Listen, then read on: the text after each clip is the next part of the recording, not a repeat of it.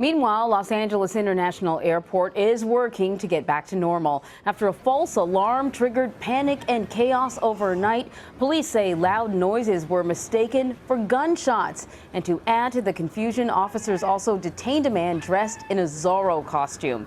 Several terminals were closed and many people fled to the tarmac, but authorities say they found no evidence of an active shooter or gunfire. People started running, and I was like, maybe they just were missing their flight or running late. And then we just heard, there's a shooter, and we just started storming. We just couldn't believe what was going on. Mireya Villarreal has been following this story from Los Angeles International Airport. Mireya, just take us through exactly what happened. What caused this chaos? So right around 9 o'clock last night, there were reports of a possible active shooter. At that point, social media basically took over the situation. A lot of people were posting videos and pictures online, which is really what got, I think, people in such a scared situation, in such a frenzy.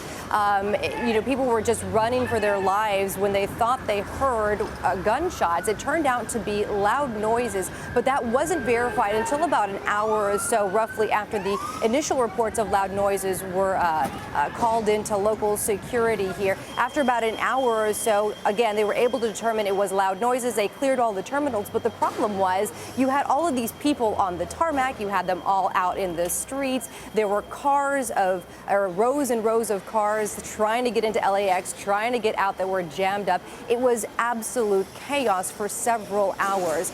It wasn't until about 1 or 2 this morning that we really saw things kind of start to even out, filter out. And this morning, it does feel like there is some relaxed feelings right now.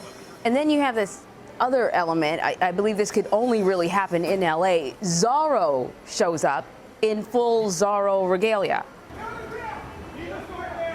Yeah, so it turns out that this guy, from what we understand, he had just come from some sort of audition here, again, only happening in Los Angeles. He came to the airport. He was picking up a friend, a passenger here. He happened to get down. Police really did not know what was going on. He had a sword on him, so it did look like a weapon. It technically was a weapon, but it was a fake weapon. So they did push him to the ground. They checked him out and almost immediately released him. He was not a threat. All right, so in terms of the rest of the day, what's the traffic flow expected to be like? Have they been able to catch up on all the flights that were unable to take off? I think it'll be several hours before we see an actual catch-up. So far, LAX is reporting that there are roughly 68 delays, but the good news is no major cancellations for the airport. I mean, best advice we can give people is what most of the LAX security and what administrators here say. Make sure you go online, make sure you check your cell phone, give customer service a call, check to see if your flight is on time. But as far as the traffic here, nothing is what we saw last night. All right, Mireya Villarreal, thank you so much. Thanks, Anne Marie.